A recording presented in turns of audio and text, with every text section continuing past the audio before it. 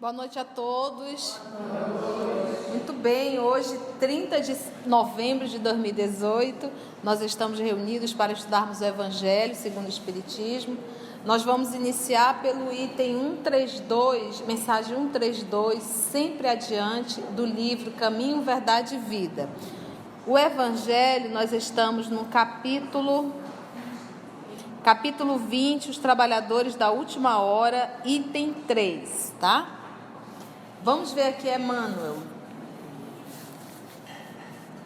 É uma carta de Pedro, segunda carta de Pedro, capítulo 2, o versículo é o 19. E Pedro anotou assim, olha: porque de quem alguém é vencido, do tal faz-se também escravo. Uma psicologia isso aqui. Porque de quem alguém é vencido, do tal faz-se também escravo. Vamos ver o comentário de Emmanuel.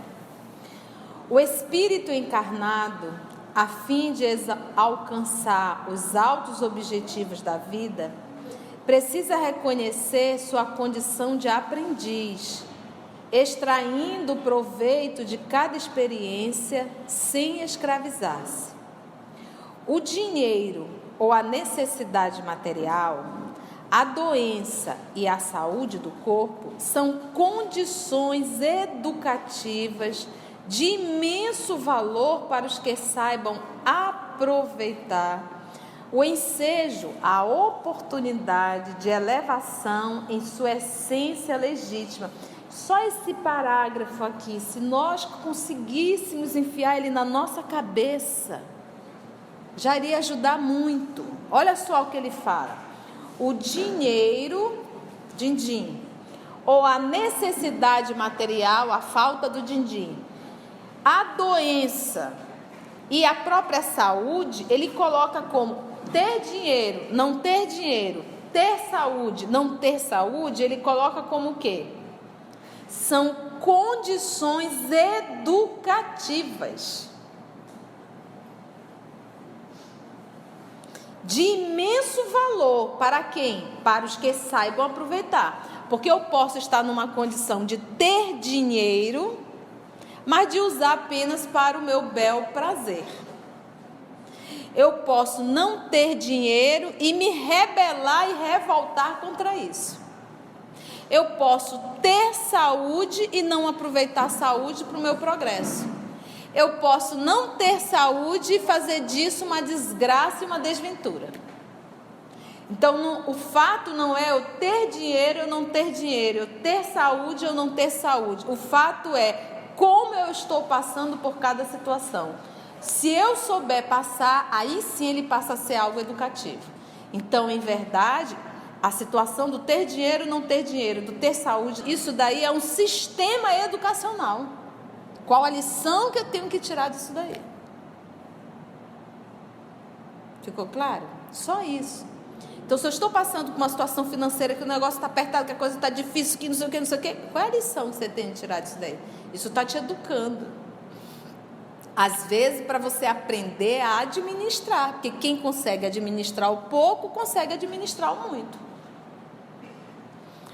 A saúde física, então, eu até brinco, eu digo assim, gente, enquanto eu puder, eu vou estar fazendo palestras, seminários, porque eu tenho que aproveitar a saúde.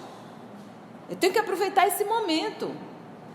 Vai chegar um momento que eu não vou ter mais esse mesmo pique. E aí?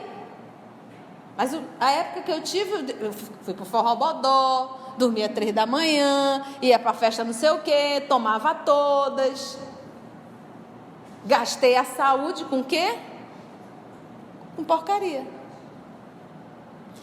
A doença, eu lembro da irmã Dulce, muito doente na cama. O Divaldo se aproximou, disse: minha irmã, como é que a senhora está? Ela disse: eu estou trabalhando para o Senhor. Ele disse: perdoe a minha ignorância, mas como que a senhora está trabalhando para o Senhor, uma vez que a senhora está nessa cama?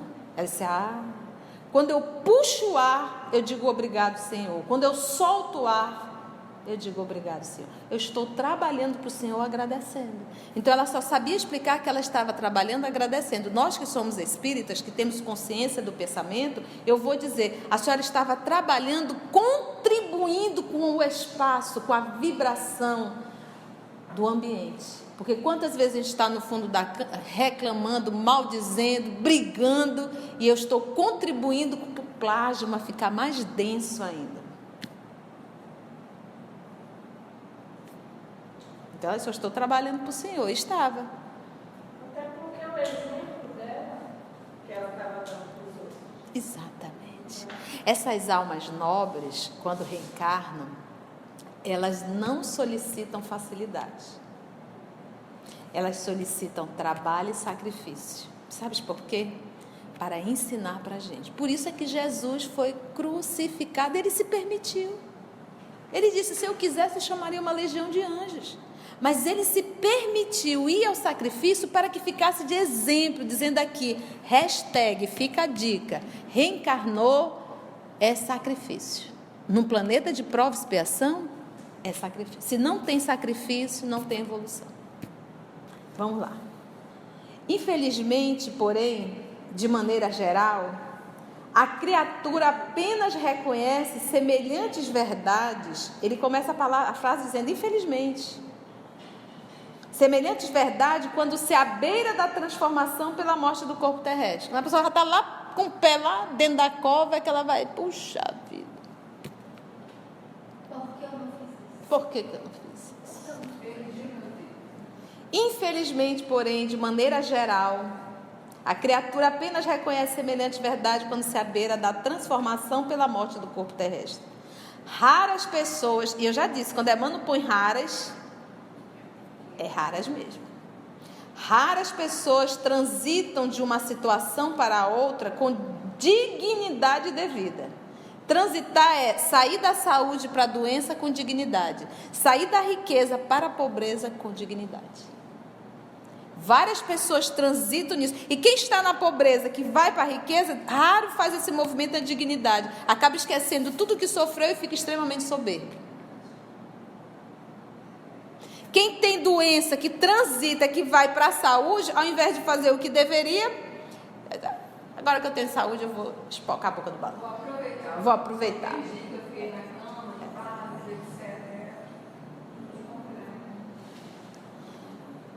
Comumente, se um rico é transferido a lugar de escassez, dá-se a tão extrema lamentação que acaba vencido, como o servo miserável da mendicância. Se o pobre é conduzido a elevada posição financeira, não raro se transforma em ordenador insensato, escravizando-se à extravagância e à tirania. Quer ter tudo do bom e do melhor. Quanto mais caro, melhor. A pessoa sai do... É imprescindível muito cuidado para que as posições transitórias... Então, ter saúde é uma posição o quê? Transitória. Ter doença, estar doente, é uma posição o quê? Transitória. Estar com dinheiro é uma posição o quê? Estar sem dinheiro também é uma posição o quê? Transitória. Porque tudo que se refere à vida terrena é o quê? Transitória. Tudo tem data de validade. Começo, meio e fim. Mas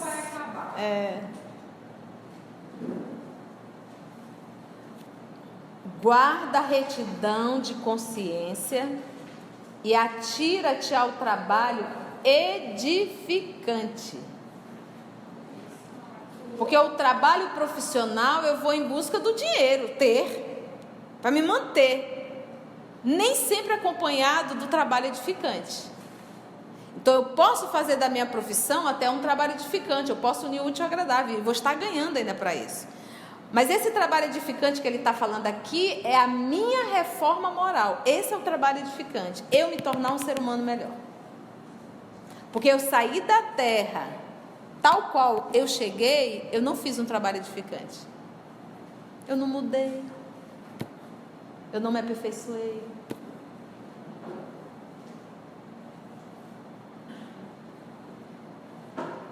Guarda a retidão de consciência e atira-te ao trabalho edificante. Então, a teus olhos, toda situação representará oportunidade de atingir, aí ele abriu aspas, o mais alto, vertical, e o mais além. Toda situação representará oportunidade de crescimento. Toda e qualquer dificuldade que bater na minha porta, não é para eu sofrer, é para eu aprender. O filho difícil, o filho laborioso, é o meu buril, é o instrumento para o meu progresso.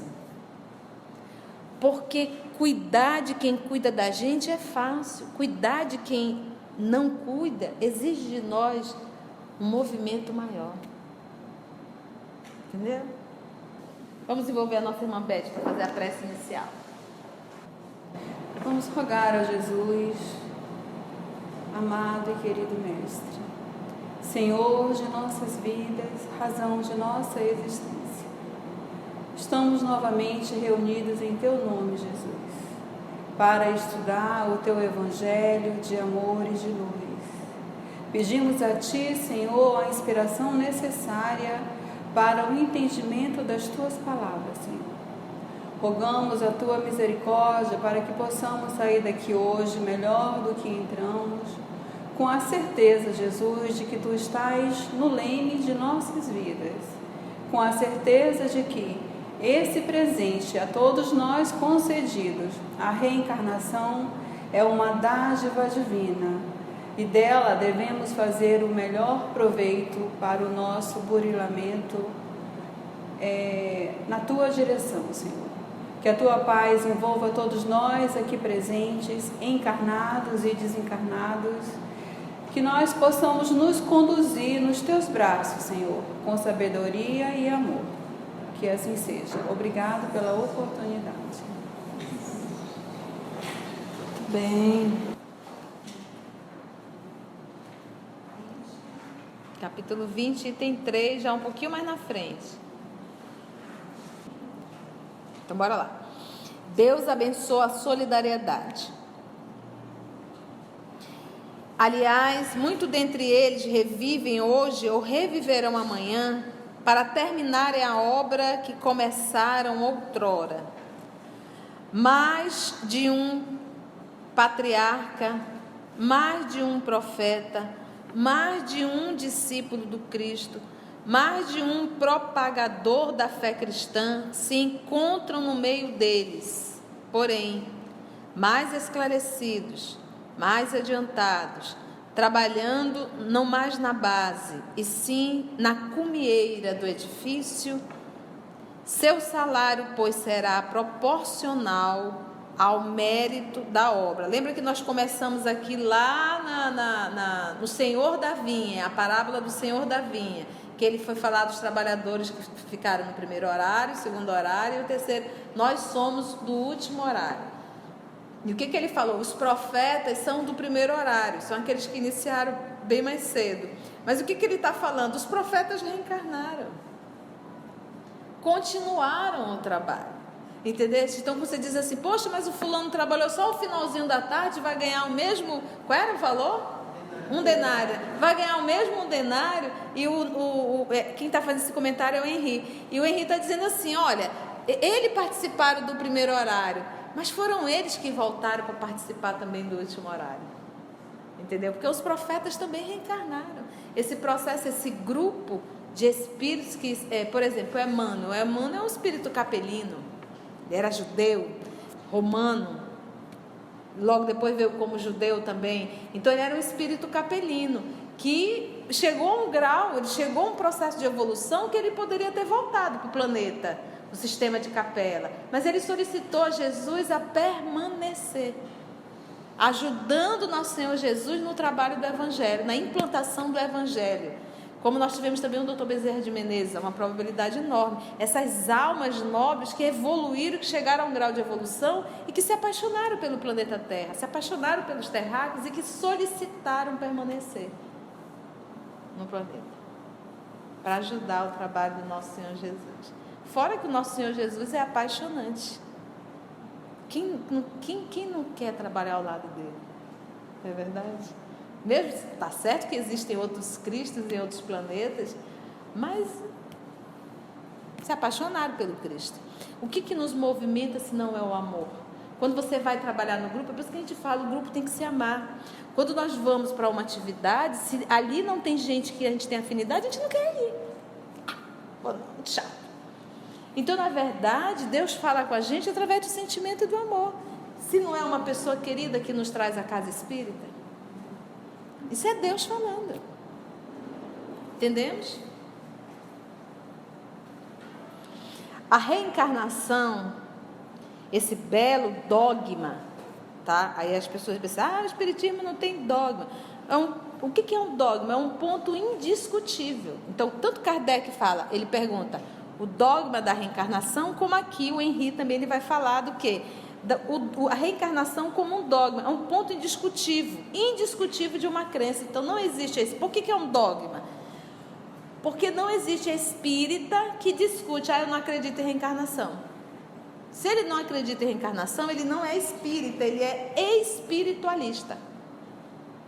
Reencarnação é um ponto inconteste para nós. Agora, se usar a palavra dogma, a palavra, pegar a acepção da palavra a nível religioso, católico, o que era um dogma para a Igreja Católica? Era algo indiscutível e você poderia ser excomungado até morto na Idade Média. Então, a acepção por isso que quando a gente fala dogma, chega a dar arrepio, né? Já vivemos talvez a Idade Média e nos deparamos muitas vezes com isso, mas a acepção da palavra é algo indiscutível, mas não que tu vai ser punido por isso. Então, não existe espírita que não acredita em reencarnação. Se ele está no espiritismo e não acredita, então nós vamos dizer que ele é um espiritualista. Porque o espiritualista, todas as religiões são espiritualistas. O que é o espiritualismo? Eu acredito que existe algo além do corpo. Então, quando o corpo morre, ou eu vou para um céu, ou eu vou para o inferno. O que vai? Alguma coisa que não é matéria. Então, isso nós vamos chamar de espiritualismo. Para eu me denominar espiritista ou espírita, a reencarnação é um dogma. É algo inconteste. É a base, né? Ficou claro isso? A reencarnação, e ele ainda coloca, esse belo dogma, eterniza e precisa a filiação espiritual. O espírito, chamado a prestar contas do seu mandato terreno, compreende a continuidade da tarefa interrompida, mas sempre retomada. Você retoma e dá continuidade no processo de evolução. Ele, o espírito, vê, sente que apanhou no ar o pensamento dos que os precederam, entra de novo na liça, nota aí quem quiser notar, no combate, tá? Entra de novo no combate, amadurecido pela experiência para avançar mais. Porque, meus irmãos, se nós por exemplo, o homem de hoje, de 2018, é igual ao homem de 2000 anos atrás, o ser hominal? Existia celular naquela época? Então, se todos nós vamos pensar por uma ideia não reencarnacionista. Se todos nós começamos nesse momento, saímos nesse momento da mão do Criador, por que hoje tem uma evolução intelectual e 2000 anos não tinha? Uma vez que nós saímos zerado, todo mundo. Por que hoje é diferente de 2000 anos atrás? Então não precisa ser muito inteligente para pensar que há uma o quê? Continuidade. Há um processo de continuidade. Então, o que você aprendeu hoje, você não perde. Por isso que a gente diz que o espírito não regride. O que eu aprendi hoje, eu paro aqui, dou uma estacionada. Quando eu reencarno, eu dou a continuidade de onde eu parei. O meu desenvolvimento intelecto-moral. Por isso que a gente diz que para evoluir, tem que encarnar. Mas, Conceição, André Luiz não evoluiu? Calma, André Luiz passou por várias lições. Ele aprendeu muito. Ele retomou a sua consciência espiritual. Agora, André, você vai ter que reencarnar. E reencarnar, o véu do esquecimento vai vir, mas a voz da consciência vai estar sempre te acusando, te dizendo, por aqui, é por ali, é por aqui, é por ali. Isso a gente não perde. Você diz, é tão ruim porque a gente não lembra. Tudo bem, eu não lembro, mas eu carrego a intuição. Tanto é que quando eu amo muito alguém, quando a gente se reencontra, qual é o movimento que tem? Em relação ao outro é o quê? De afinidade. Você olha e diz assim, você quer estar junto, por quê? Isso é reencontro. Então não é que a gente esquece, mas o sentimento a gente nunca esquece. O que eu aprendo eu não esqueço. Se eu toquei violino e nessa encarnação eu não tive oportunidade, uma vez que eu pego o violino, a probabilidade de eu aprender com a maior facilidade é enorme. Por quê? Porque está no meu inconsciente. Eu só preciso trazer para o meu subconsciente. Por isso é que há uma continuidade no aprendizado intelecto-moral. Entendeu? Esse processo de evolução. Daí essa facilidade, uns na matemática, outros português. Exatamente. Crianças prodígios, né, como nós falamos. Por exemplo, hoje eu tenho pego muitos jovens, muitos não, mas assim está sendo algo mais corriqueiro. Jovens que fica, e é interessante, hoje eu atendi mais um. Quando você atende esses jovens, você percebe como eles casam. Fica notório que são espíritos de outro planeta. De um planeta mais evoluído moralmente, em relação à Terra. E quando eles reencarnam nesse planeta, eles começam a ter uma dificuldade desde a infância. Porque ele não consegue se encaixar. A mente dele, e eu acho interessante que os dois falaram a mesma coisa, e eles não se conhecem, mas eu não vou apresentar esses dois. Ele diz assim, eu consigo resolver coisas dificílimas, mas não consigo resolver um negócio de fechar um fechiclé. Dando exemplo, de uma coisa bem simples. Então, são espíritos que desde a infância, e nós não estamos preparados, nós espíritas não estamos preparados para isso. A gente rotula tudo de obsessão. E às vezes o seu filho é essa criatura. Então ele começa, o que ele faz? Primeiro, infância. Começa a rejeição dos colegas. Esse daí é doidinho, esse daí é diferente, esse daí é não sei o quê. E o que ele vai fazendo? Ele vai acreditando, ele vai o quê? Se isolando. Porque a linha de raciocínio dele não bate com a dos colegas. Ele consegue pegar, ele consegue desenvolver a inteligência dele, a intelectualidade, a razão, o pensamento muito mais rápido, e o colega fica assim, hã? Aí ele começa a se isolar. Até aí é o suicídio. Fora a invertida. Tem autista que sim. Mas esse não é um caso de autismo. Você conversa, não é autismo. O autismo, ele já se isolou. Ele já reencarnou isolado. Entendeu? E fora que a percepção do autista é algo desesperador. Então, a gente percebe o que é a reencarnação. O processo da reencarnação. E esse processo, realmente, nós temos que estar preparados para isso. Para entender e para fazer com que eles se percebam e se sintam.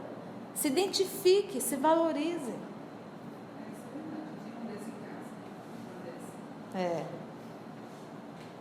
É bom conversar com eles, eu gosto. Amadurecido, então, entra de novo na luta, amadurecido pela experiência, para avançar mais. E todos, trabalhadores da primeira e da última hora, com os olhos bem abertos sobre a profunda justiça de Deus, não mais murmuram. Agora eles o quê? Adoram. Não fica mais murmurando.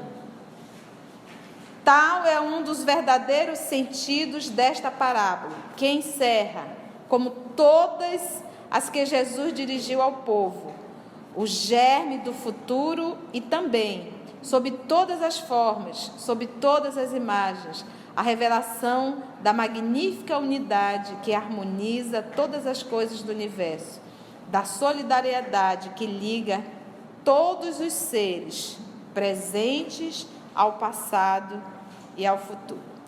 Henri, Paris, 1863. Eu fui pesquisar quem era o nosso irmão Henri. Ele nasceu em 1797 e desencarnou em 1856, ou seja, 7 anos depois ele trouxe essa mensagem. Foi poeta, romântico, se formou em Direito, era filho de judeus, mas deixou o judaísmo e se tornou cristão luterano, devido à proibição na Alemanha para os judeus. Então, como ele era judeu, ele acabou se tornando cristão para fugir da perseguição dos alemães. Esse é nosso irmão que acabou de trazer essa mensagem. Alguma dúvida, amigos? Ficou claro a nossa lição? Deu para a gente entender? A missão de cada um, esse processo de evolução. E aí, voltando ainda à mensagem que nós acabamos de ler do livro Caminho, Verdade e Vida. Lembra? Saúde e doença material pedagógica é uma condição de aprendizado. Ter dinheiro e não ter dinheiro também é aprendizado. Não ter dinheiro e passar a ter, aprendizado. Ter dinheiro e deixar de ter, também é aprendizado. Olhando para tudo, e tudo que a Mano falou é tudo o quê? Transitório. É muito comum nós olharmos para uma pessoa e dizer que a pessoa nunca teve problema. Ai, fulano é tão feliz, tudo deu certo, né? Não tem problema nenhum, né? Olha aí, é tão legal. Aí você olha aqui, está na vida lascada, uma situação difícil, né? Aquela coisa. Só que o que o papai vê? Ei, tu aqui, tu já tem maturidade para passar por lições, tu está à frente daquele lá.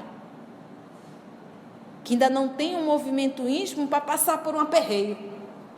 Então, quando o aperreio vem, o papai está dizendo, ei, tu já pode passar por essa prova. Tire um 10. Entendeu? Então, quando o aperreio chegar na nossa vida, como eu digo, pega o bicho pelo chifre, segura e domina, não deixa ele te dominar, porque é transitório. Como a gente se engana, né? E aí você vê até a saúde, você acha, nossa, fulano é tão saudável. Sim, mas se ele não souber aproveitar esse ser saudável, ele se compromete. Que era isso que a mensagem do livro Caminho, Verdade e Vida estava falando. E é esse entendimento que nos falta para nós espíritas. Por gente, nós estamos numa doutrina que é o Consolador prometido. Então, tu imagina o consolo de eu saber que tudo é transitório. De que o mal que alguém está me fazendo, em verdade, o mal maior ele está fazendo a ele, não a mim. Que é ele que está se enrolando com a lei, não sou eu. Que é muito melhor eu ser a vítima do que o algoz. Eu vou sofrer porque eu sou a vítima? Não, eu sofreria se eu fosse o algoz. Mas não sou eu que estou sujando minhas mãos. Não sou eu que vou ter que responder. Eu aproveito isso como material pedagógico para a minha evolução. Mas eu tenho que ser muito feliz porque eu não estou com as mãos sujas. Não sou eu que estou desviando. Não sou eu que estou roubando. Não sou eu que estou matando. Não sou eu que estou traindo. Acabou. Depois que nasce, o caminho de volta está aí, né? Está aí, então por que eu vou me desesperar? Eu tenho que entender que isso aqui é um período que o meu maior propósito é a minha evolução moral. Pronto, acabou. O meu propósito é eu me tornar um ser humano melhor. As pessoas é instrumento do meu progresso. Por que eu vou valorizar? Agora, se Jesus me virasse a costa, agora, se Jesus dissesse, tu não vai para a eternidade, eu ia ficar triste. Pô, Senhor, é para acabar, ficar eternamente aqui? Não dá. Mas não. Desencarnar, sair do corpo, é respirar fundo. Você vai estar vibrando, você vai estar com um grupo que afina contigo, que toca a mesma música. Aqui não, cada um toca uma música. A gente vê que a gente briga dentro do centro espírita, a gente briga em família, a gente briga no trânsito. Somos egoístas, vaidosos, presunçosos. Fica uma confusão, é um tédio. Imagina você estar em sintonia num grupo, vibrando. É férias. Né, Lígia? É férias. Então, por que a gente se apega tanto? Agradecemos a Jesus por mais esse evangelho e até a nossa próxima sexta-feira.